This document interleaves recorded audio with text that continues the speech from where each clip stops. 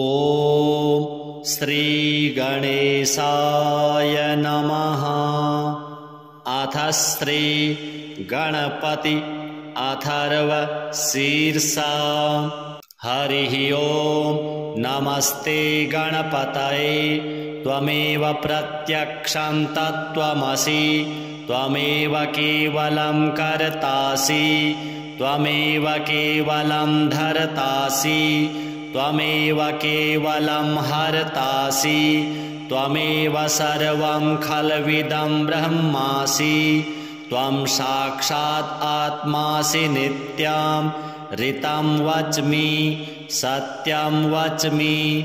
अवत्वं माम् अववक्तारम् अवश्रोतारम् अवदातारम् अवधातारम् अवानुचानमवशिष्यम् अवपश्चात्तात अवपुरस्तात अवचोत्तरात्तात अवदक्षिणात्तात अवचोर्ध्वात्तात अवाधरात्तात। सर्वतो मां पाहि पाहि समन्तात्। त्वं वाङ्मयस्त्वं चिन्मयः। त्वमानन्दमयस्त्वं ब्रह्ममयः। त्वं सच्चिदानन्दाद्वितीयोऽसि। त्वं प्रत्यक्षं ब्रह्मासि। त्वं ज्ञानमयो विज्ञानमयोऽसि। सर्वं जगदिदं त्वत्तो जायते। सर्वं जगदिदं त्वत्तस्तिष्ठति। सर्वं जगदिदं त्वयि लयमेष्यति। सर्वं जगदिदं त्वयि प्रत्येति। त्वं भूमिरापो नलो नीलो नभः। त्वं चत्वारि वाक्पदानि। त्वं गुणत्रयातीतः। त्वं कालत्रयातीतः। त्वं वस्त्रात्रयातीतः। त्वं देहत्रयातीतः। त्वं मूलाधारस्थितोऽसि नित्यं। त्वं शक्तित्रयात्मकः। त्वां योगिनो ध्यायन्ति नित्यं। त्वं ब्रह्मा त्वं विष्णुस्त्वं रुद्रस्त्वं इन्द्रस्त्वं अग्निस्त्वं वायुस्त्वं सूर्यस्त्वं चन्द्रमास्त्वं ब्रह्म भूर्भुवः स्वरो। गणादीं पूर्वमुच्चार्य वर्णादीं तदनन्तरम् अनुस्वारः परतरः अर्धेन्दुलसितं तारेण रुद्धम् एतत्तव मनुस्वरूपम्। गकारः पूर्वरूपम् अकारो मध्यमरूपम् अनुस्वारश्चान्त्यरूपम् बिन्दुरुत्तररूपम्। नादः सन्धानं संहिता सन्धिः सैषा गणेशविद्या गणकऋषिः। नृचिद्गायत्री छन्दः श्रीमहागणपतिर्देवता। ॐ गं गणपतये नमः। एकदन्ताय विद्महे वक्रतुण्डाय धीमहि तन्नो दन्ती प्रचोदयात्। एकदन्तं चतुर्हस्तं पाशमङ्कुशधारिणम् अभयं वरदं हस्तैर्बिभ्राणं मूषकध्वजं। रक्तं लम्बोदरं शूर्पा कर्णकं रक्तवाससं। रक्तगन्धानुलिप्ताङ्गं रक्तपुष्पैः सुपूजितं। भक्तानुकम्पिनं देवं जगत्कारणमच्युतम्। आविर्भूतं च सृष्ट्यादौ प्रकृतेः पुरुषात् परम्। एवं ध्यायति यो नित्यं स योगी योगिनां वरः। नमो व्रातपतये नमो गणपतये नमः प्रमथपतये। नमस्तेऽस्तु लम्बोदराय एकदन्ताय विघ्नविनाशिने शिवसुताय श्रीवरदमूर्तये नमो नमः। एतद् अथर्वशीरो योधीते स ब्रह्म भूयाय कल्पते स सर्वविघ्नैर्न बाध्यते स सर्वतः सुखमेधते स पञ्चमहापातकोपपातकात् प्रमुच्यते सायमधियानो दिवस्कृतं पापं नाशयति प्रातरधियानो रात्रिकृतं पापं नाशयति सायं प्रातः प्रयुञ्जानो अपापो भवति धर्मार्थकाममोक्षं च विन्दति इदम् अथर्वशीर्षम् अशिष्याय न देयम् यो यदि मोहात् दास्यति स पापीयान् भवति सहस्रावर्तनाद्यं यं काममधीते तं तमनेन साधयेत्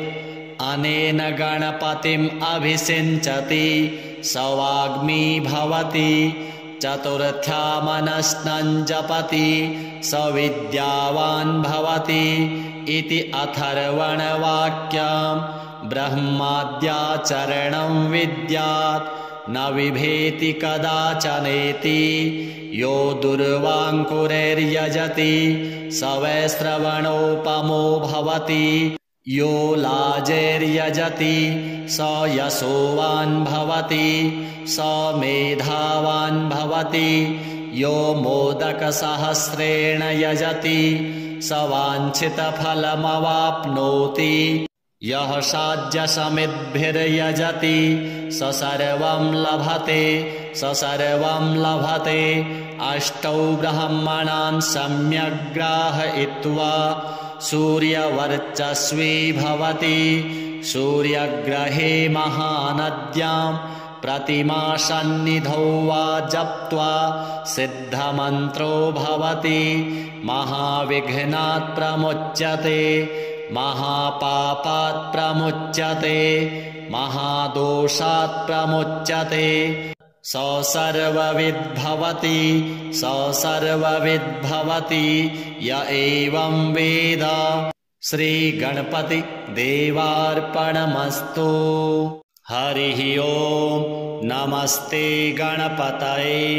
त्वमेव प्रत्यक्षं तत्त्वमसि त्वमेव केवलं कर्तासि त्वमेव केवलं धर्तासि त्वमेव केवलं हर्तासि त्वमेव सर्वं खल्विदं ब्रह्मासि त्वं साक्षात् आत्मासि नित्यं ऋतं वच्मि सत्यं वच्मि अवत्वं माम् अववक्तारम् अवश्रोतारम् अवदातारम् अवधातारम् अवानूचानमवशिष्यम् अवपश्चात्तात अवपुरस्तात अवचोत्तरात्तात अवदक्षिणात्तात अवचोर्ध्वात्तात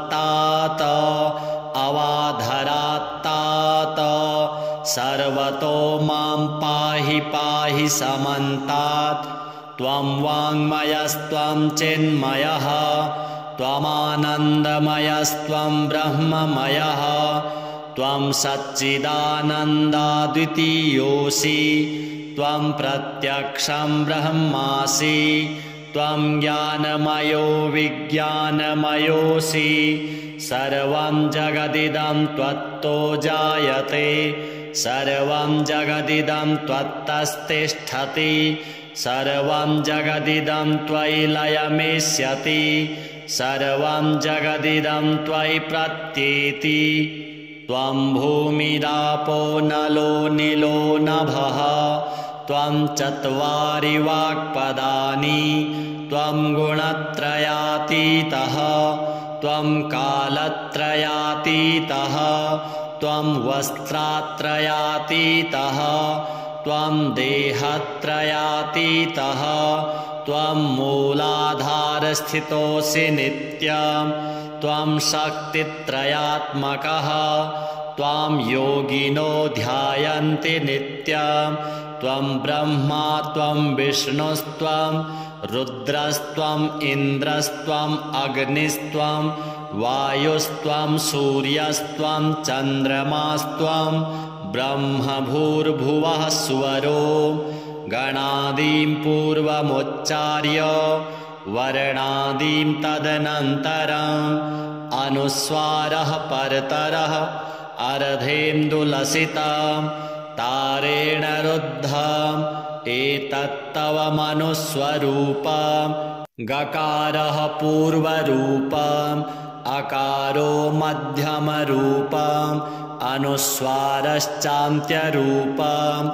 बिन्दुरुत्तररूपम् नादः सन्धानं संहिता सन्धिः सैषा गणेशविद्या गणकऋषिः नृचिद्गायत्री छन्दः श्रीमहागणपतिर्देवता ॐ गं गणपतये नमः। एकदन्ताय विद्महे वक्रतुण्डाय धीमहि तन्नो दन्ती प्रचोदयात्। एकदन्तं चतुर्हस्तं पाशमङ्कुशधारिणम् अभयं वरदं हस्तैर्बिभ्राणं मूषकध्वजं रक्तं लम्बोदरं शूर्पा कर्णकं रक्तवाससं रक्तगन्धानुलिप्ताङ्गं रक्तपुष्पैः सुपूजितं भक्तानुकम्पिनं देवं जगत्कारणमच्युतम् आविर्भूतं च सृष्ट्यादौ प्रकृतेः पुरुषात् परम् एवं ध्यायति यो नित्यं स योगी योगिनां वरः। नमो व्रातपतये नमो गणपतये नमः प्रमथपतये नमस्तेऽस्तु लम्बोदरायेकदन्ताय विघ्नविनाशिने शिवसुताय श्रीवरदमूर्तये नमो नमः। एतद् अथर्वशीरो योधीते स ब्रह्म भूयाय कल्पते स सर्वविघ्नैर्न बाध्यते स सर्वतः सुखमेधते स पञ्चमहापातकोपपातकात् प्रमुच्यते सायमधियानो दिवस्कृतं पापं नाशयति प्रातरधियानो रात्रिकृतं पापं नाशयति सायं प्रातः प्रयुञ्जानो अपापो भवति धर्मार्थकाममोक्षं च विन्दति। इदम् अथर्वशीर्षम् अशिष्याय न देयम् यो यदि मोहात् दास्यति स पापीयान् भवति सहस्रावर्तनाद्यं यं काममधीते तं तमनेन साधयेत्। अनेन गणपतिम् अभिषिञ्चति स वाग्मी भवति चतुर्थ्या मनस्नं जपति स विद्यावान् भवति इति अथर्वणवाक्यम्। ब्रह्माद्याचरणं विद्यात् न बिभेति कदाचनेति यो दुर्वाङ्कुरैर्यजति स वै श्रवणोपमो भवति यो लाजैर्यजति स यशोवान् भवति स मेधावान् भवति यो मोदकसहस्रेण यजति स वाञ्छितफलमवाप्नोति यः साध्यसमिद्भिर्यजति स सर्वं लभते स सर्वं लभते। अष्टौ ब्रह्मणान् सम्यग्ग्राहयित्वा सूर्यवर्चस्वी भवति सूर्यग्रहे महानद्यां प्रतिमासन्निधौ वा जप्त्वा सिद्धमन्त्रो भवति महाविघ्नात् प्रमुच्यते महापापात् प्रमुच्यते महादोषात् प्रमुच्यते स सर्वविद्भवति स सर्वविद्भवति य एवं वेद। श्रीगणपति देवार्पणमस्तु। हरिः ओम्। नमस्ते गणपतये। त्वमेव प्रत्यक्षं तत्त्वमसि। त्वमेव केवलं कर्तासि। त्वमेव केवलं धर्तासि। त्वमेव केवलं हर्तासि। त्वमेव सर्वं खल्विदं ब्रह्मासि। त्वं साक्षात् आत्मासि नित्यं। ऋतं वच्मि सत्यं वच्मि। अवत्वं माम् अववक्तारम् अवश्रोतारम् अवदातारम् अवधातारम् अवानूचानमवशिष्यम् अवपश्चात्तात अवपुरस्तात् अवचोत्तरात्तात अवदक्षिणात्तात अवचोर्ध्वात्तात अवाधरात्तात सर्वतो मां पाहि पाहि समन्तात्। त्वं वाङ्मयस्त्वं चिन्मयः त्वमानन्दमयस्त्वं ब्रह्ममयः। त्वं सच्चिदानन्दाद्वितीयोऽसि। त्वं प्रत्यक्षं ब्रह्मासि। त्वं ज्ञानमयो विज्ञानमयोऽसि। सर्वं जगदिदं त्वत्तो जायते। सर्वं जगदिदं त्वत्तस्तिष्ठति। सर्वं जगदिदं त्वयि लयमेष्यति। सर्वं जगदिदं त्वयि प्रत्येति। त्वं भूमिरापो नलो निलो नभः। त्वं चत्वारि वाक्पदानि। त्वं गुणत्रयातीतः। त्वं कालत्रयातीतः। त्वं वस्त्रात्रयातीतः। त्वं देहत्रयातीतः। त्वं मूलाधारस्थितोऽसि नित्यं। त्वं शक्तित्रयात्मकः। त्वां योगिनो ध्यायन्ति नित्यं। त्वं ब्रह्मा त्वं विष्णुस्त्वं रुद्रस्त्वं इन्द्रस्त्वं अग्निस्त्वं वायुस्त्वं सूर्यस्त्वं चन्द्रमास्त्वं ब्रह्म भूर्भुवः स्वरो। गणादीं पूर्वमुच्चार्य वर्णादीं तदनन्तरम् अनुस्वारः परतरः अर्धेन्दुलसितं तारेण रुद्धम् एतत्तव मनुस्वरूपम्। गकारः पूर्वरूपम् अकारो मध्यमरूपम् अनुस्वारश्चान्त्यरूपम् बिन्दुरुत्तररूपम्।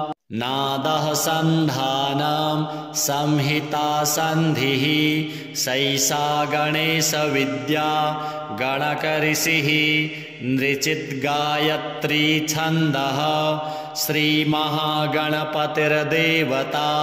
ॐ गं गणपतये नमः। एकदन्ताय विद्महे वक्रतुण्डाय धीमहि तन्नो दन्ती प्रचोदयात्। एकदन्तं चतुर्हस्तं पाशमङ्कुशधारिणम् अभयं वरदं हस्तैर्बिभ्राणं मूषकध्वजं रक्तं लम्बोदरं शूर्पा कर्णकं रक्तवाससं रक्तगन्धानुलिप्ताङ्गं रक्तपुष्पैः सुपूजितं भक्तानुकम्पिनं देवं जगत्कारणमच्युतम् आविर्भूतं च सृष्ट्यादौ प्रकृतेः पुरुषात् परम्। एवं ध्यायति यो नित्यं स योगी योगिनां वरः। नमो व्रातपतये नमो गणपतये नमः प्रमथपतये नमस्तेऽस्तु लम्बोदराय एकदन्ताय विघ्नविनाशिने शिवसुताय श्रीवरदमूर्तये नमो नमः। एतद् अथर्वशीरो योधीते स ब्रह्मभूयाय कल्पते स सर्वविघ्नैर्न बाध्यते स सर्वतः सुखमेधते स पञ्चमहापातकोपपातकात् प्रमुच्यते सायमधियानो दिवस्कृतं पापं नाशयति प्रातरधियानो रात्रिकृतं पापं नाशयति सायं प्रातः प्रयुञ्जानो अपापो भवति धर्मार्थकाममोक्षं च विन्दति इदम् अथर्वशीर्षम् अशिष्याय न देयम् यो यदि मोहाद्दास्यति स पापीयान् भवति सहस्रावर्तनाद्यं यं काममधीते तं तमनेन साधयेत् अनेन गणपतिम् अभिषिञ्चति स वाग्मी भवति चतुर्थ्या मनस्नं जपति स विद्यावान् भवति इति अथर्वणवाक्यम् ब्रह्माद्याचरणं विद्यात् न विभेति कदाचनेति यो दुर्वाङ्कुरैर्यजति स वै श्रवणोपमो भवति यो लाजैर्यजति स यशोवान् भवति स मेधावान् भवति यो मोदकसहस्रेण यजति स वाञ्छितफलमवाप्नोति यः साध्यसमिद्भिर्यजति स सर्वं लभते स सर्वं लभते अष्टौ ब्रह्मणान् सम्यग्राहयित्वा सूर्यवर्चस्वी भवति सूर्यग्रहे महानद्यां प्रतिमासन्निधौ वा जप्त्वा सिद्धमन्त्रो भवति महाविघ्नात् प्रमुच्यते महापापात् प्रमुच्यते महादोषात् प्रमुच्यते स सर्वविद्भवति स सर्वविद्भवति य एवं वेद। श्रीगणपति देवार्पणमस्तु। हरिः ओम्। नमस्ते गणपतये। त्वमेव प्रत्यक्षं तत्त्वमसि त्वमेव केवलं कर्तासि त्वमेव केवलं धर्तासि त्वमेव केवलं हर्तासि त्वमेव सर्वं खल्विदं ब्रह्मासि त्वं साक्षात् आत्मासि नित्यं ऋतं वच्मि सत्यं वच्मि अवत्वं माम् अववक्तारम् अवश्रोतारम् अवदातारम् अवधातारम् अवानूचानमवशिष्यम् अवपश्चात्तात अवपुरस्तात अवचोत्तरात्तात अवदक्षिणात्तात अवचोर्ध्वात्तात अवाधरात्तात सर्वतो मां पाहि पाहि समन्तात् त्वं वाङ्मयस्त्वं चिन्मयः त्वमानन्दमयस्त्वं ब्रह्ममयः त्वं सच्चिदानन्दाद्वितीयोऽसि त्वं प्रत्यक्षं ब्रह्मासि त्वं ज्ञानमयो विज्ञानमयोऽसि सर्वं जगदिदं त्वत्तो जायते सर्वं जगदिदं त्वत्तस्तिष्ठति सर्वं जगदिदं त्वयि लयमेष्यति सर्वं जगदिदं त्वयि प्रत्येति त्वं भूमिरापो नलो निलो नभः त्वं चत्वारि वाक्पदानि त्वं गुणत्रयातीतः त्वं कालत्रयातीतः त्वं वस्त्रात्रयातीतः त्वं देहत्रयातीतः त्वं मूलाधारस्थितोऽसि नित्यं त्वं शक्तित्रयात्मकः त्वां योगिनो ध्यायन्ति नित्यं त्वं ब्रह्मा त्वं विष्णुस्त्वं रुद्रस्त्वम् इन्द्रस्त्वम् अग्निस्त्वं वायुस्त्वं सूर्यस्त्वं चन्द्रमास्त्वं ब्रह्मभूर्भुवः स्वरो गणादीं पूर्वमुच्चार्य वर्णादीं तदनन्तरम् अनुस्वारः परतरः अर्धेन्दुलसितं तारेण रुद्धम् एतत्तव मनुस्वरूपम् गकारः पूर्वरूपम् अकारो मध्यमरूपम् अनुस्वारश्चान्त्यरूपम् बिन्दुरुत्तररूपम् नादः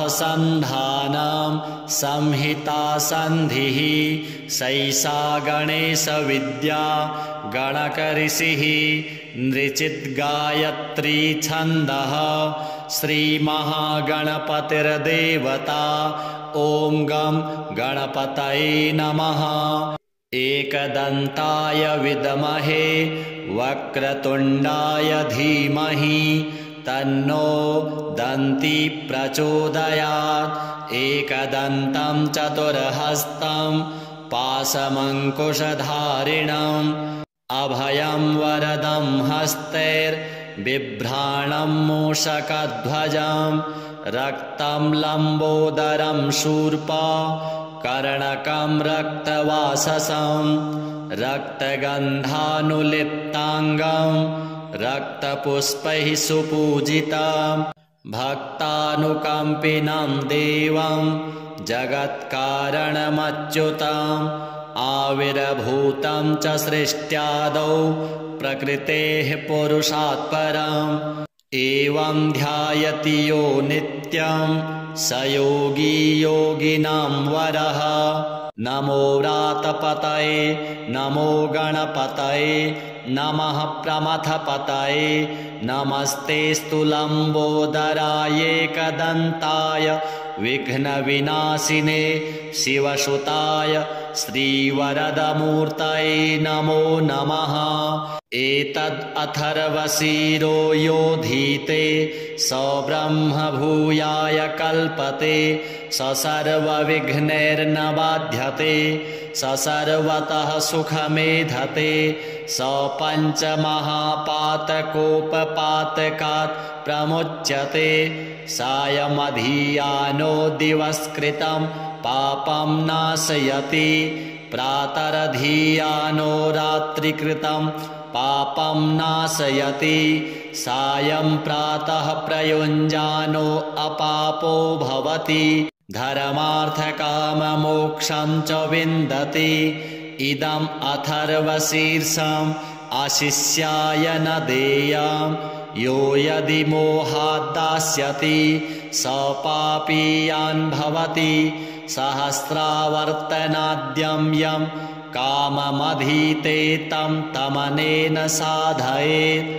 अनेन गणपतिम् अभिषिञ्चति स वाग्मी भवति चतुर्थ्या मनस्नं जपति स विद्यावान् भवति इति अथर्वणवाक्यम्। ब्रह्माद्याचरणं विद्यात् न बिभेति कदाचनेति यो दुर्वाङ्कुरैर्यजति स वै श्रवणोपमो भवति यो लाजैर्यजति स यशोवान् भवति स मेधावान् भवति यो मोदकसहस्रेण यजति स वाञ्छितफलमवाप्नोति यः साध्यसमिद्भिर्यजति स सर्वं लभते स सर्वं लभते। अष्टौ ब्रह्मणान् सम्यग् ग्राहयित्वा सूर्यवर्चस्वी भवति सूर्यग्रहे महानद्यां प्रतिमासन्निधौ वा जप्त्वा सिद्धमन्त्रो भवति महाविघ्नात् प्रमुच्यते महापापात् प्रमुच्यते महादोषात् प्रमुच्यते स सर्वविद्भवति स सर्वविद्भवति य एवं वेद। श्रीगणपति देवार्पणमस्तु। हरिः ओम्। नमस्ते गणपतये। त्वमेव प्रत्यक्षं तत्त्वमसि। त्वमेव केवलं कर्तासि। त्वमेव केवलं धर्तासि। त्वमेव केवलं हर्तासि। त्वमेव सर्वं खल्विदं ब्रह्मासि। त्वं साक्षात् आत्मासि नित्यं। ऋतं वच्मि सत्यं वच्मि। अवत्वं माम् अववक्तारम् अवश्रोतारम् अवदातारम् अवधातारम् अवानुचानमवशिष्यम् अवपश्चात्तात अवपुरस्तात् अवचोत्तरात्तात अवदक्षिणात्तात अवचोर्ध्वात्तात अवाधरात्तात सर्वतो मां पाहि पाहि समन्तात्। त्वं वाङ्मयस्त्वं चिन्मयः त्वमानन्दमयस्त्वं ब्रह्ममयः। त्वं सच्चिदानन्दाद्वितीयोऽसि। त्वं प्रत्यक्षं ब्रह्मासि। त्वं ज्ञानमयो विज्ञानमयोऽसि। सर्वं जगदिदं त्वत्तो जायते। सर्वं जगदिदं त्वत्तस्तिष्ठति। सर्वं जगदिदं त्वयि लयमेष्यति। सर्वं जगदिदं त्वयि प्रत्येति। त्वं भूमिरापो नलो नीलो नभः। त्वं चत्वारि वाक्पदानि। त्वं गुणत्रयातीतः। त्वं कालत्रयातीतः। त्वं वस्त्रात्रयातीतः। त्वं देहत्रयातीतः। त्वं मूलाधारस्थितोऽसि नित्यं। त्वं शक्तित्रयात्मकः। त्वां योगिनो ध्यायन्ति नित्यं। त्वं ब्रह्मा त्वं विष्णुस्त्वं रुद्रस्त्वम् इन्द्रस्त्वम् अग्निस्त्वं वायुस्त्वं सूर्यस्त्वं चन्द्रमास्त्वं ब्रह्म भूर्भुवः स्वरो। गणादीं पूर्वमुच्चार्य वर्णादीं तदनन्तरम् अनुस्वारः परतरः अर्धेन्दुलसितं तारेण रुद्धम् एतत्तव मनुस्वरूपम्। गकारः पूर्वरूपम् अकारो मध्यमरूपम् अनुस्वारश्चान्त्यरूपम् बिन्दुरुत्तररूपम्। नादः सन्धानं संहिता सन्धिः सैषा गणेशविद्या गणकऋषिः नृचिद्गायत्री छन्दः श्रीमहागणपतिर्देवता।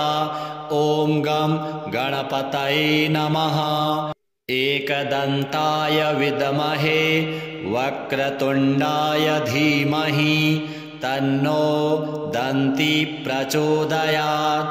एकदन्तं चतुर्हस्तं पाशमङ्कुशधारिणम् अभयं वरदं हस्तैर्बिभ्राणं मूषकध्वजं रक्तं लम्बोदरं शूर्पा कर्णकं रक्तवाससं रक्तगन्धानुलिप्ताङ्गं रक्तपुष्पैः सुपूजितं भक्तानुकम्पिनं देवं जगत्कारणमच्युतम् आविर्भूतं च सृष्ट्यादौ प्रकृतेः पुरुषात् परम्। एवं ध्यायति यो नित्यं स योगी योगिनां वरः। नमो व्रातपतये नमो गणपतये नमः प्रमथपतये नमस्तेऽस्तु लम्बोदराय एकदन्ताय विघ्नविनाशिने शिवसुताय श्रीवरदमूर्तये नमो नमः।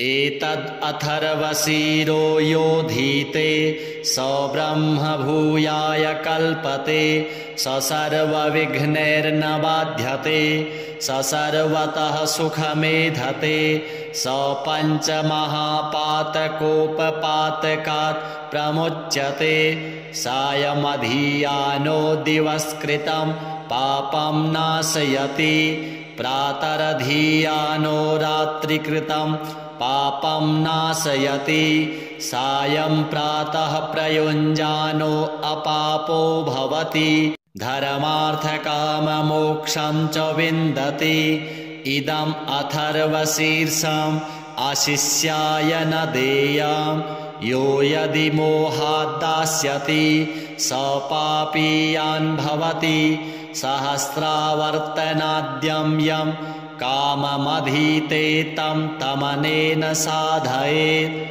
अनेन गणपतिम् अभिषिञ्चति स वाग्मी भवति चतुर्थ्यामनस्नं जपति स विद्यावान् भवति इति अथर्वणवाक्यम् ब्रह्माद्याचरणं विद्यात् न विभेति कदाचनेति यो दुर्वाङ्कुरैर्यजति स वै श्रवणोपमो भवति यो लाजैर्यजति स यशोवान् भवति स मेधावान् भवति यो मोदकसहस्रेण यजति स वाञ्छितफलमवाप्नोति यः साध्यसमिद्भिर्यजति स सर्वं लभते स सर्वं लभते अष्टौ ब्रह्मणान् सम्यग् ग्राहयित्वा सूर्यवर्चस्वी भवति सूर्यग्रहे महानद्यां प्रतिमासन्निधौ वा जप्त्वा सिद्धमन्त्रो भवति महाविघ्नात् प्रमुच्यते महापापात् प्रमुच्यते महादोषात् प्रमुच्यते स सर्वविद्भवति स सर्वविद्भवति य एवं वेद। श्रीगणपति देवार्पणमस्तु। हरिः ओम्। नमस्ते गणपतये।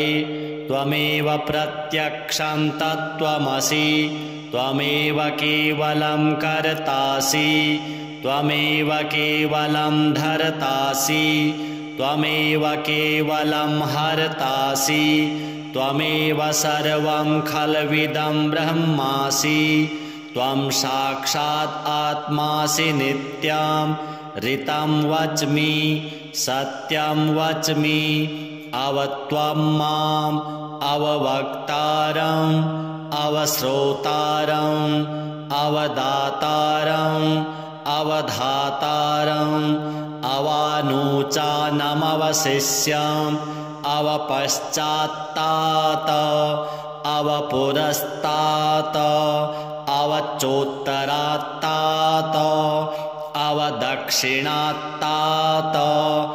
अवचोर्ध्वात्तात अवाधरात्तात सर्वतो मां पाहि पाहि समन्तात् त्वं वाङ्मयस्त्वं चिन्मयः त्वमानन्दमयस्त्वं ब्रह्ममयः त्वं सच्चिदानन्दाद्वितीयोऽसि त्वं प्रत्यक्षं ब्रह्मासि त्वं ज्ञानमयो विज्ञानमयोऽसि सर्वं जगदिदं त्वत्तो जायते सर्वं जगदिदं त्वत्तस्तिष्ठति सर्वं जगदिदं त्वयि लयमेष्यति सर्वं जगदिदं त्वयि प्रत्येति त्वं भूमिरापो नलो निलो नभः त्वं चत्वारि वाक्पदानि त्वं गुणत्रयातीतः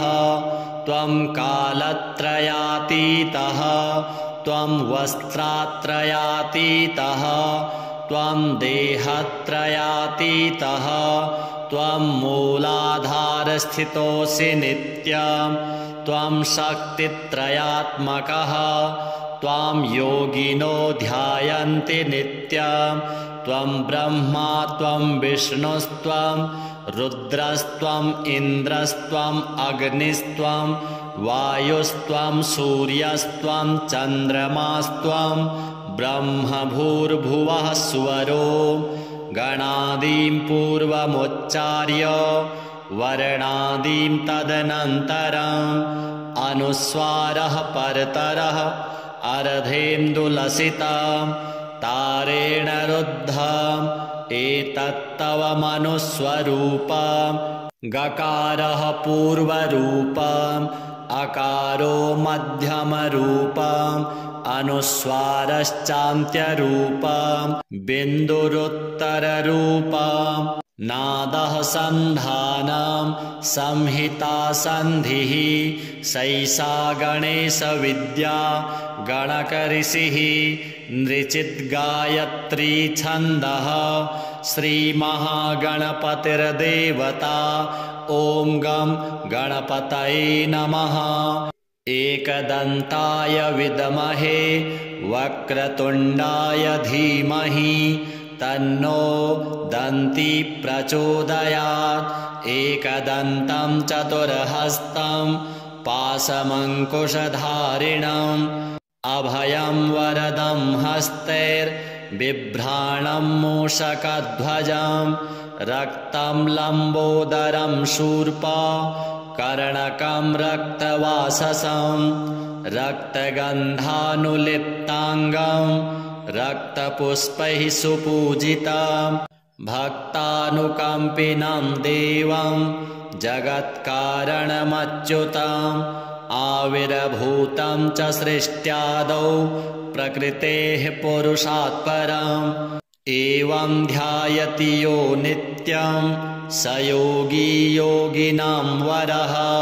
नमो व्रातपतये नमो गणपतये नमः प्रमथपतये नमस्तेऽस्तु लम्बोदरायेकदन्ताय विघ्नविनाशिने शिवसुताय श्रीवरदमूर्तये नमो नमः।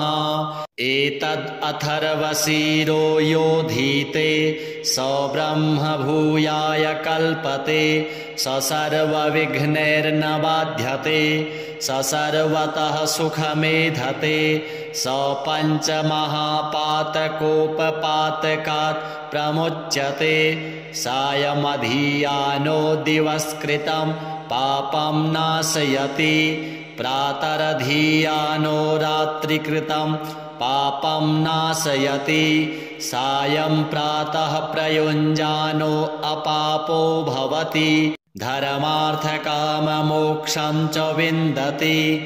इदम् अथर्वशीर्षम् आशिष्याय न देयम् यो यदि मोहात् दास्यति स पापीयान् भवति सहस्रावर्तनाद्यं यं काममधीते तं तमनेन साधयेत् अनेन गणपतिम् अभिषिञ्चति स वाग्मी भवति चतुर्थ्या मनस्नं जपति स विद्यावान् भवति इति अथर्वणवाक्यम् ब्रह्माद्याचरणं विद्यात् न विभेति कदाचनेति यो दुर्वाङ्कुरैर्यजति स वैश्रवणोपमो भवति यो लाजैर्यजति स यशोवान् भवति स मेधावान् भवति यो मोदकसहस्रेण यजति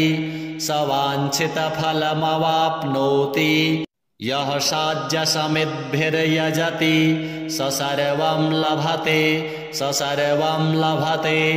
अष्टौ ब्रह्मणान् सम्यग् ग्राहयित्वा सूर्यवर्चस्वी भवति सूर्यग्रहे महानद्यां प्रतिमासन्निधौ वा जप्त्वा सिद्धमन्त्रो भवति महाविघ्नात् प्रमुच्यते महापापात् प्रमुच्यते महादोषात् प्रमुच्यते स सर्वविद्भवति स सर्वविद्भवति य एवं वेद श्रीगणपति देवार्पणमस्तु। हरिः ओम्। नमस्ते गणपतये। त्वमेव प्रत्यक्षं तत्त्वमसि। त्वमेव केवलं कर्तासि। त्वमेव केवलं धर्तासि।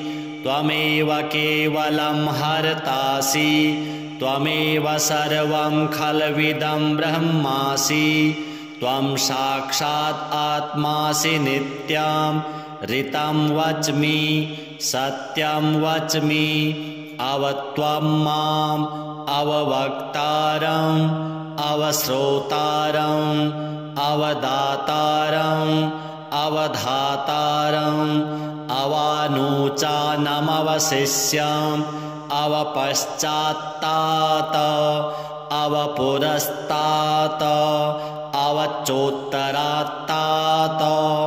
अवदक्षिणात्तात अवचोर्ध्वात्तात अवाधरात्तात सर्वतो मां पाहि पाहि समन्तात्।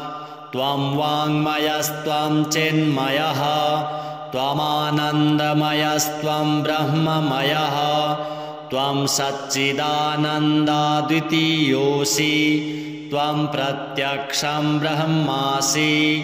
त्वं ज्ञानमयो विज्ञानमयोऽसि। सर्वं जगदिदं त्वत्तो जायते। सर्वं जगदिदं त्वत्तस्तिष्ठति। सर्वं जगदिदं त्वयि लयमेष्यति। सर्वं जगदिदं त्वयि प्रत्येति। त्वं भूमिरापो नलो निलो नभः। त्वं चत्वारि वाक्पदानि। त्वं गुणत्रयातीतः। त्वं कालत्रयातीतः। त्वं वस्त्रात्रयातीतः। त्वं देहत्रयातीतः। त्वं मूलाधारस्थितोऽसि नित्यं। त्वं शक्तित्रयात्मकः। त्वां योगिनो ध्यायन्ति नित्यं। त्वं ब्रह्मा त्वं विष्णुस्त्वं रुद्रस्त्वम् इन्द्रस्त्वम् अग्निस्त्वं वायुस्त्वं सूर्यस्त्वं चन्द्रमास्त्वं ब्रह्म भूर्भुवः स्वरो।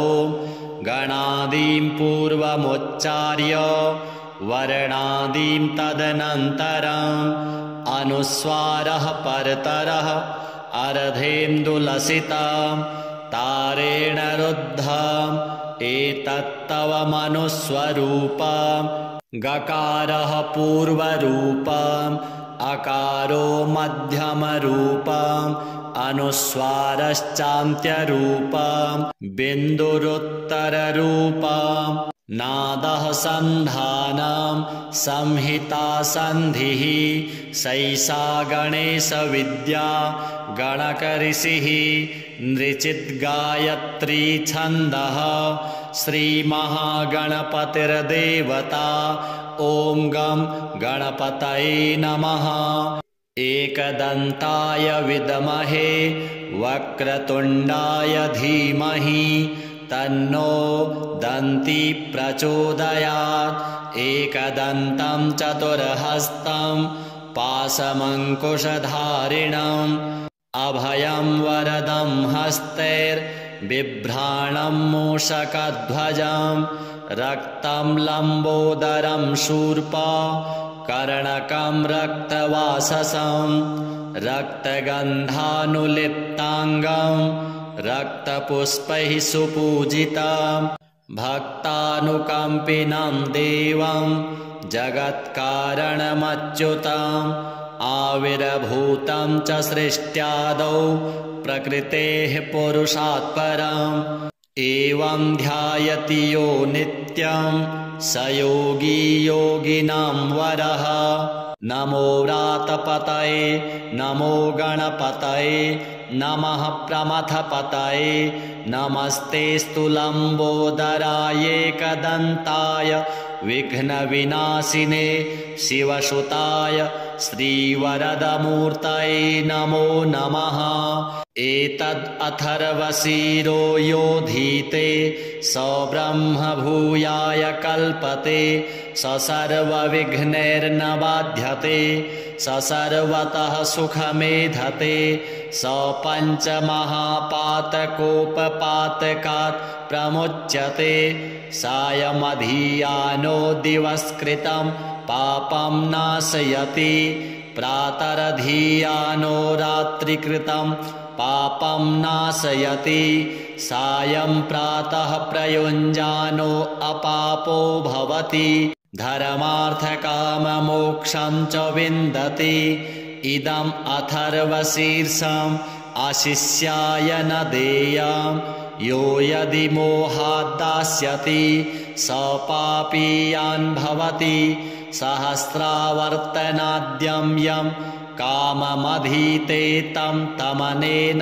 साधयेत् अनेन गणपतिम् अभिषिञ्चति स वाग्मी भवति चतुर्थ्या मनस्नं जपति स विद्यावान् भवति इति अथर्वणवाक्यम् ब्रह्माद्याचरणं विद्यात् न विभेति कदाचनेति यो दुर्वाङ्कुरैर्यजति स वै श्रवणोपमो भवति यो लाजैर्यजति स यशोवान् भवति स मेधावान् भवति यो मोदकसहस्रेण यजति स वाञ्छितफलमवाप्नोति यः साध्यसमिद्भिर्यजति स सर्वं लभते स सर्वं लभते अष्टौ ब्रह्मणान् सम्यग्राहयित्वा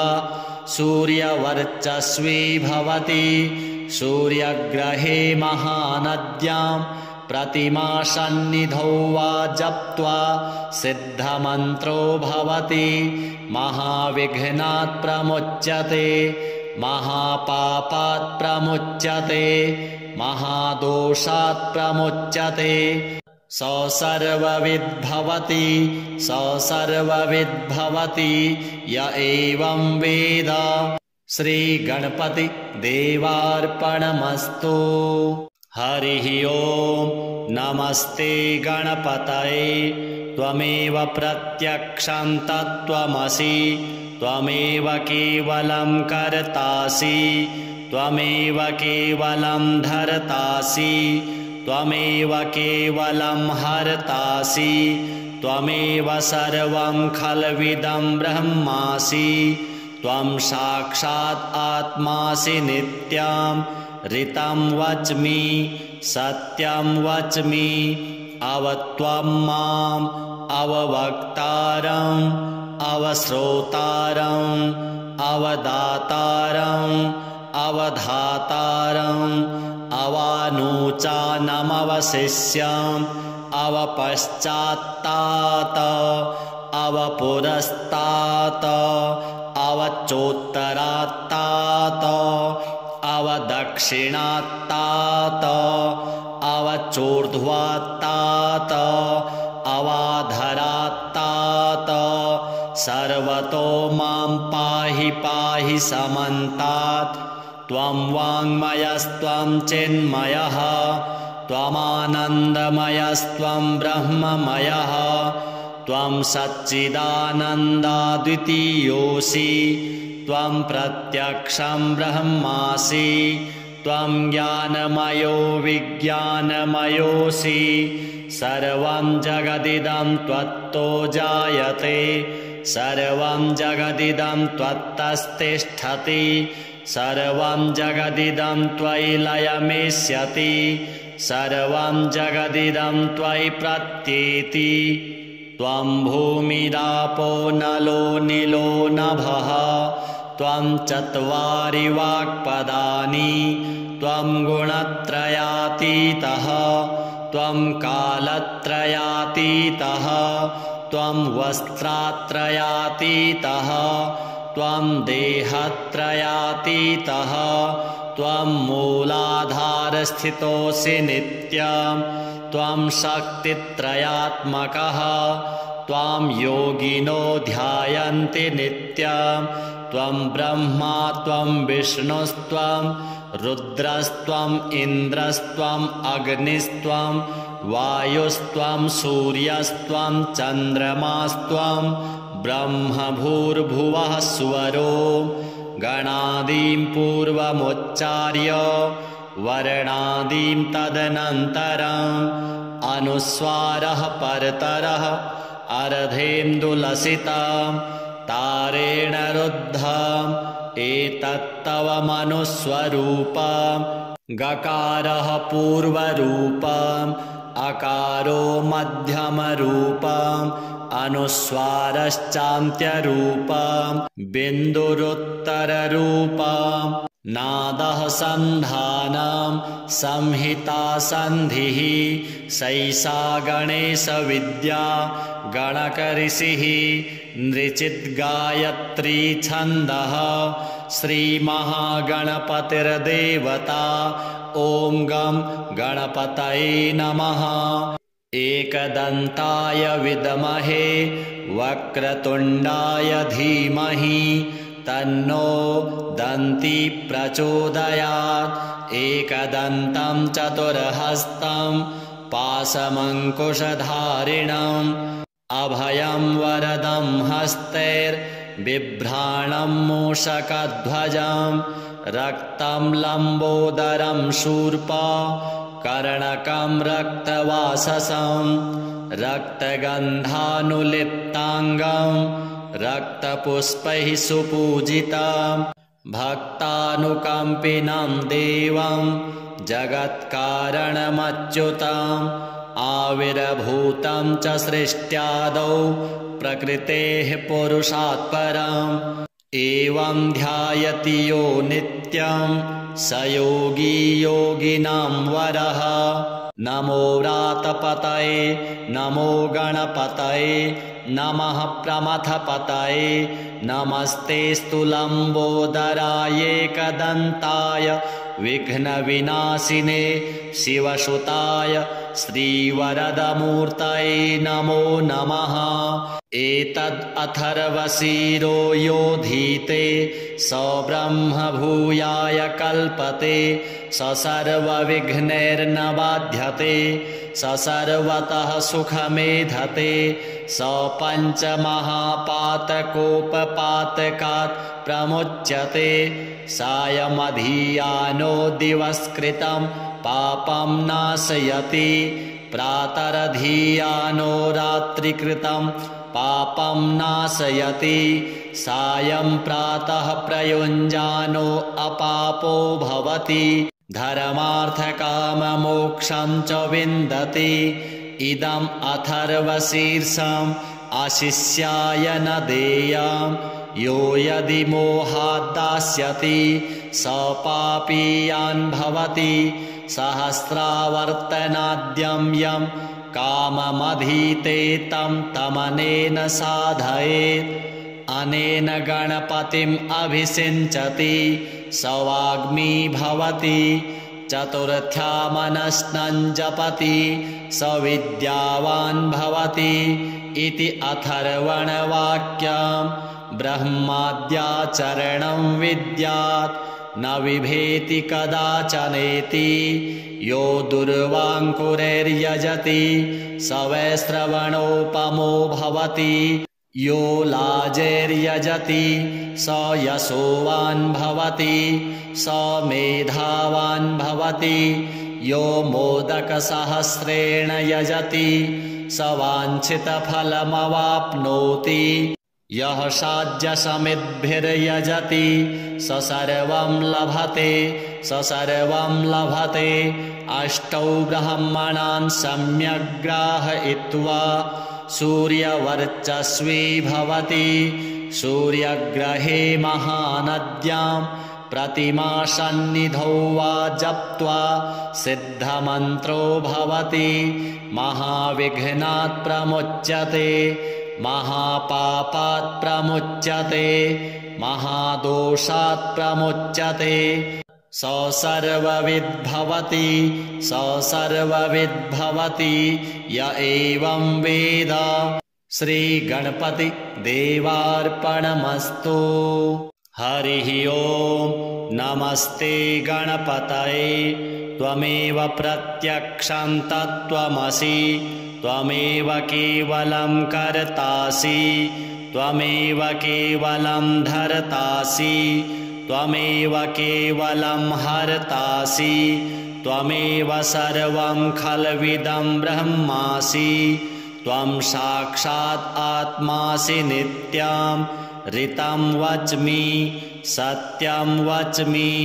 अवत्वं माम् अववक्तारम् अवश्रोतारम् अवदातारम् अवधातारम् अवानूचानमवशिष्यम् अवपश्चात्तात अवपुरस्तात् अवचोत्तरात्तात अवदक्षिणात्तात अवचोर्ध्वात्तात अवाधरात्तात सर्वतो मां पाहि पाहि समन्तात्। त्वं वाङ्मयस्त्वं चिन्मयः त्वमानन्दमयस्त्वं ब्रह्ममयः। त्वं सच्चिदानन्दाद्वितीयोऽसि। त्वं प्रत्यक्षं ब्रह्मासि। त्वं ज्ञानमयो विज्ञानमयोऽसि। सर्वं जगदिदं त्वत्तो जायते। सर्वं जगदिदं त्वत्तस्तिष्ठति। सर्वं जगदिदं त्वयि लयमेष्यति। सर्वं जगदिदं त्वयि प्रत्येति। त्वं भूमिरापो नलो निलो नभः। त्वं चत्वारि वाक्पदानि। त्वं गुणत्रयातीतः। त्वं कालत्रयातीतः। त्वं वस्त्रात्रयातीतः। त्वं देहत्रयातीतः। त्वं मूलाधारस्थितोऽसि नित्यं। त्वं शक्तित्रयात्मकः। त्वां योगिनो ध्यायन्ति नित्यं।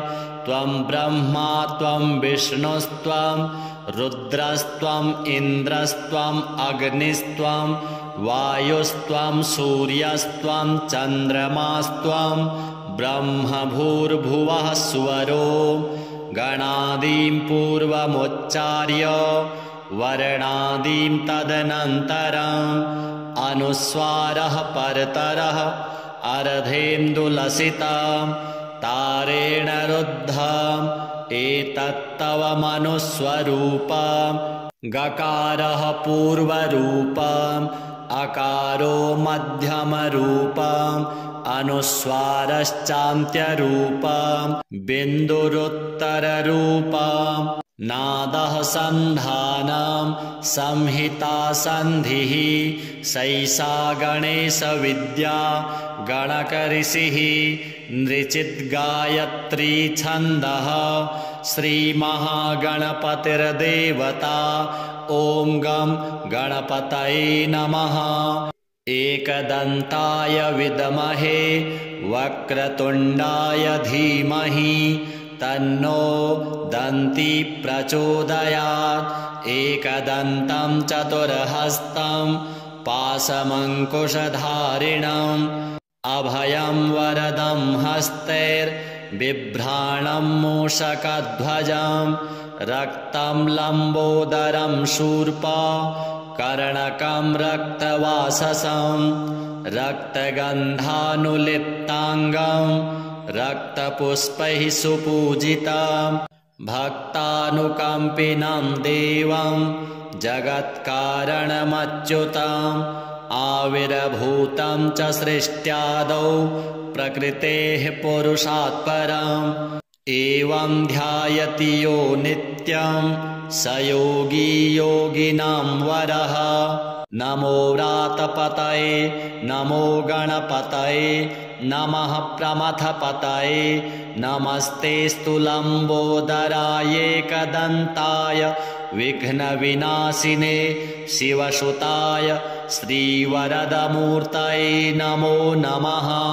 एतद् अथर्वशीरो योधीते स ब्रह्म भूयाय कल्पते स सर्वविघ्नैर्न बाध्यते स सर्वतः सुखमेधते स पञ्चमहापातकोपपातकात् प्रमुच्यते सायमधियानो दिवस्कृतं पापं नाशयति प्रातरधियानो रात्रिकृतं पापं नाशयति सायं प्रातः प्रयुञ्जानो अपापो भवति धर्मार्थकाममोक्षं च विन्दति इदम् अथर्वशीर्षम् आशिष्याय न देयम् यो यदि मोहाद्दास्यति स पापीयान् भवति सहस्रावर्तनाद्यं यं काममधीते तं तमनेन साधयेत् अनेन गणपतिम् अभिषिञ्चति स वाग्मी भवति चतुर्थ्या मनस्नं जपति स विद्यावान् भवति इति अथर्वणवाक्यम् ब्रह्माद्याचरणं विद्यात् न विभेति कदाचनेति यो दुर्वाङ्कुरैर्यजति स वै श्रवणोपमो भवति यो लाजैर्यजति स यशोवान् भवति स मेधावान् भवति यो मोदकसहस्रेण यजति स वाञ्छितफलमवाप्नोति यः साध्यसमिद्भिर्यजति स सर्वं लभते स सर्वं लभते अष्टौ ब्रह्मणान् सम्यग् ग्राहयित्वा सूर्यवर्चस्वी भवति सूर्यग्रहे महानद्यां प्रतिमासन्निधौ वा जप्त्वा सिद्धमन्त्रो भवति महाविघ्नात् प्रमुच्यते महापापात् प्रमुच्यते महादोषात् प्रमुच्यते स सर्वविद् भवति य एवं वेद। श्रीगणपति देवार्पणमस्तु। हरिः ओम्। नमस्ते गणपतये। त्वमेव प्रत्यक्षं तत्त्वमसि त्वमेव केवलं कर्तासि त्वमेव केवलं धर्तासि त्वमेव केवलं हर्तासि त्वमेव सर्वं खल्विदं ब्रह्मासि त्वं साक्षात् आत्मासि नित्यं ऋतं वच्मि सत्यं वच्मि अवत्वं माम् अववक्तारम् अवश्रोतारम् अवदातारम् अवधातारम् अवानूचानमवशिष्यम् अवपश्चात्तात अवपुरस्तात अवचोत्तरात्तात अवदक्षिणात्तात अवचोर्ध्वात्तात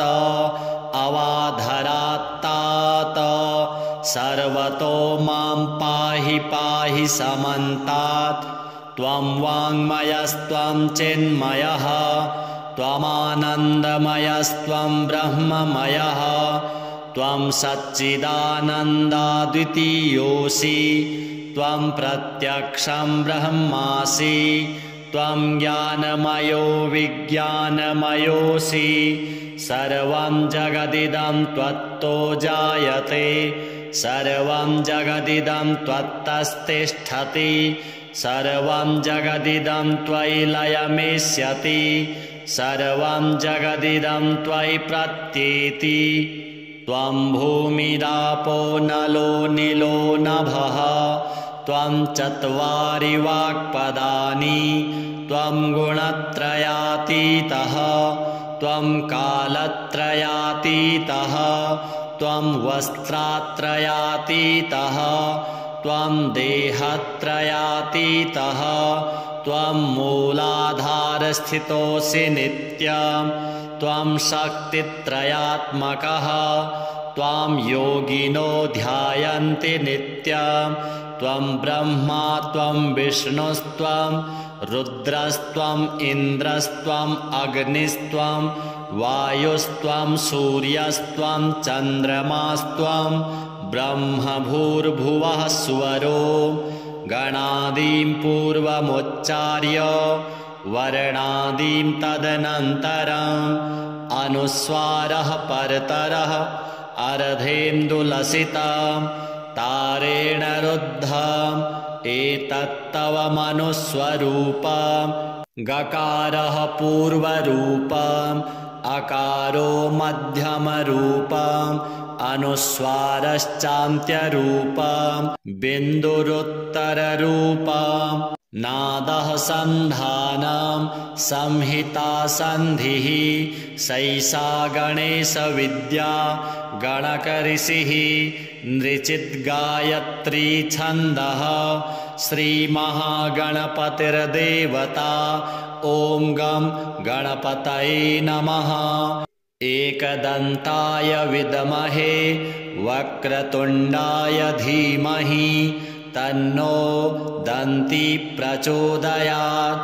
एकदन्तं चतुर्हस्तं पाशमङ्कुशधारिणम् अभयं वरदं हस्तैर्बिभ्राणं मूषकध्वजं रक्तं लम्बोदरं शूर्पा कर्णकं रक्तवाससं रक्तगन्धानुलिप्ताङ्गं रक्तपुष्पैः सुपूजितं भक्तानुकम्पिनं देवं जगत्कारणमच्युतम् आविर्भूतं च सृष्ट्यादौ प्रकृतेः पुरुषात् परम् एवं ध्यायति यो नित्यं स योगी योगिनां वरः। नमो व्रातपतये नमो गणपतये नमः प्रमथपतये नमस्तेऽस्तु लम्बोदराय एकदन्ताय विघ्नविनाशिने शिवसुताय श्रीवरदमूर्तये नमो नमः। एतद् अथर्वशीरो योधीते स ब्रह्म भूयाय कल्पते स सर्वविघ्नैर्न बाध्यते स सर्वतः सुखमेधते स पञ्चमहापातकोपपातकात् प्रमुच्यते सायमधियानो दिवस्कृतं पापं नाशयति प्रातरधियानो रात्रिकृतं पापं नाशयति सायं प्रातः प्रयुञ्जानो अपापो भवति धर्मार्थकाममोक्षं च विन्दति। इदम् अथर्वशीर्षम् आशिष्याय न देयम् यो यदि मोहात् दास्यति स पापीयान् भवति सहस्रावर्तनाद्यं यं काममधीते तं तमनेन साधयेत् अनेन गणपतिम् अभिषिञ्चति स वाग्मी भवति चतुर्थ्या मनस्नं जपति स विद्यावान् भवति इति अथर्वणवाक्यम् ब्रह्माद्याचरणं विद्यात् न विभेति कदाचनेति यो दुर्वाङ्कुरैर्यजति स वै श्रवणोपमो भवति यो लाजैर्यजति स यशोवान् भवति स मेधावान् भवति यो मोदकसहस्रेण यजति स वाञ्छितफलमवाप्नोति यः साध्यसमिद्भिर्यजति स सर्वं लभते स सर्वं लभते। अष्टौ ब्रह्मणान् सम्यग् ग्राहयित्वा सूर्यवर्चस्वी भवति सूर्यग्रहे महानद्यां प्रतिमासन्निधौ वा जप्त्वा सिद्धमन्त्रो भवति महाविघ्नात् प्रमुच्यते महापापात् प्रमुच्यते महादोषात् प्रमुच्यते स सर्वविद्भवति स सर्वविद्भवति य एवं वेद श्रीगणपति देवार्पणमस्तु। हरिः ओम्। नमस्ते गणपतये। त्वमेव प्रत्यक्षं तत्त्वमसि। त्वमेव केवलं कर्तासि। त्वमेव केवलं धर्तासि। त्वमेव केवलं हर्तासि। त्वमेव सर्वं खल्विदं ब्रह्मासि। त्वं साक्षात् आत्मासि नित्यं। ऋतं वच्मि सत्यं वच्मि। अवत्वं माम् अववक्तारम् अवश्रोतारम् अवदातारम् अवधातारम् अवानुचानमवशिष्यम् अवपश्चात्तात अवपुरस्तात अवचोत्तरात्तात अवदक्षिणात्तात अवचोर्ध्वात्तात अवाधरात्तात सर्वतो मां पाहि पाहि समन्तात्। त्वं वाङ्मयस्त्वं चिन्मयः त्वमानन्दमयस्त्वं ब्रह्ममयः। त्वं सच्चिदानन्दाद्वितीयोऽसि। त्वं प्रत्यक्षं ब्रह्मासि। त्वं ज्ञानमयो विज्ञानमयोऽसि। सर्वं जगदिदं त्वत्तो जायते। सर्वं जगदिदं त्वत्तस्तिष्ठति। सर्वं जगदिदं त्वयि लयमेष्यति। सर्वं जगदिदं त्वयि प्रत्येति। त्वं भूमिरापो नलो निलो नभः। त्वं चत्वारि वाक्पदानि। त्वं गुणत्रयातीतः। त्वं कालत्रयातीतः। त्वं वस्त्रात्रयातीतः। त्वं देहत्रयातीतः। त्वं मूलाधारस्थितोऽसि नित्यं। त्वं शक्तित्रयात्मकः। त्वां योगिनो ध्यायन्ति नित्यं। त्वं ब्रह्मा त्वं विष्णुस्त्वं रुद्रस्त्वम् इन्द्रस्त्वम् अग्निस्त्वं वायुस्त्वं सूर्यस्त्वं चन्द्रमास्त्वं ब्रह्म भूर्भुवः स्वरो। गणादीं पूर्वमुच्चार्य वर्णादीं तदनन्तरम् अनुस्वारः परतरः अर्धेन्दुलसितं तारेण रुद्धम् एतत्तव मनुस्वरूपम्। गकारः पूर्वरूपम् अकारो मध्यमरूपम् अनुस्वारश्चान्त्यरूपम् बिन्दुरुत्तररूपम्। नादः सन्धानं संहिता सन्धिः सैषा गणेशविद्या गणकऋषिः नृचिद्गायत्री छन्दः श्रीमहागणपतिर्देवता। ॐ गं गणपतये नमः। एकदन्ताय विद्महे वक्रतुण्डाय धीमहि तन्नो दन्ती प्रचोदयात्।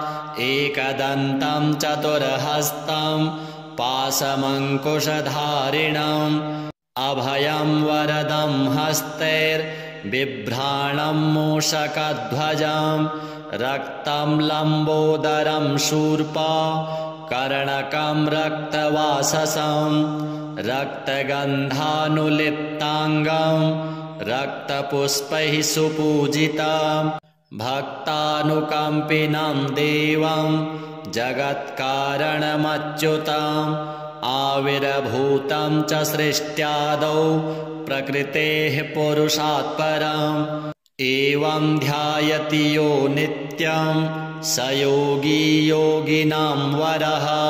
नमो व्रातपतये नमो गणपतये नमः प्रमथपतये नमस्तेऽस्तु लम्बोदराय एकदन्ताय विघ्नविनाशिने शिवसुताय श्रीवरदमूर्तये नमो नमः। एतद् अथर्वशीरो योधीते स ब्रह्म भूयाय कल्पते स सर्वविघ्नैर्न बाध्यते स सर्वतः सुखमेधते स पञ्चमहापातकोपपातकात् प्रमुच्यते सायमधियानो दिवस्कृतं पापं नाशयति प्रातरधियानो रात्रिकृतं पापं नाशयति सायं प्रातः प्रयुञ्जानो अपापो भवति धर्मार्थकाममोक्षं च विन्दति इदम् अथर्वशीर्षम् अशिष्याय न देयम् यो यदि मोहात् दास्यति स पापीयान् भवति सहस्रावर्तनाद्यं यं काममधीते तं तमनेन साधयेत् अनेन गणपतिम् अभिषिञ्चति स वाग्मी भवति चतुर्थ्या मनस्नं जपति स विद्यावान् भवति इति अथर्वणवाक्यम् ब्रह्माद्याचरणं विद्यात् न विभेति कदाचनेति यो दुर्वाङ्कुरैर्यजति स वैश्रवणोपमो भवति यो लाजैर्यजति स यशोवान् भवति स मेधावान् भवति यो मोदकसहस्रेण यजति स वाञ्छितफलमवाप्नोति यः साध्यसमिद्भिर्यजति स सर्वं लभते स सर्वं लभते अष्टौ ब्रह्मणान् सम्यग् ग्राहयित्वा सूर्यवर्चस्वी भवति सूर्यग्रहे महानद्यां प्रतिमासन्निधौ वा जप्त्वा सिद्धमन्त्रो भवति महाविघ्नात् प्रमुच्यते महापापात् प्रमुच्यते महादोषात् प्रमुच्यते स सर्वविद्भवति स सर्वविद्भवति य एवं वेद। श्रीगणपति देवार्पणमस्तु।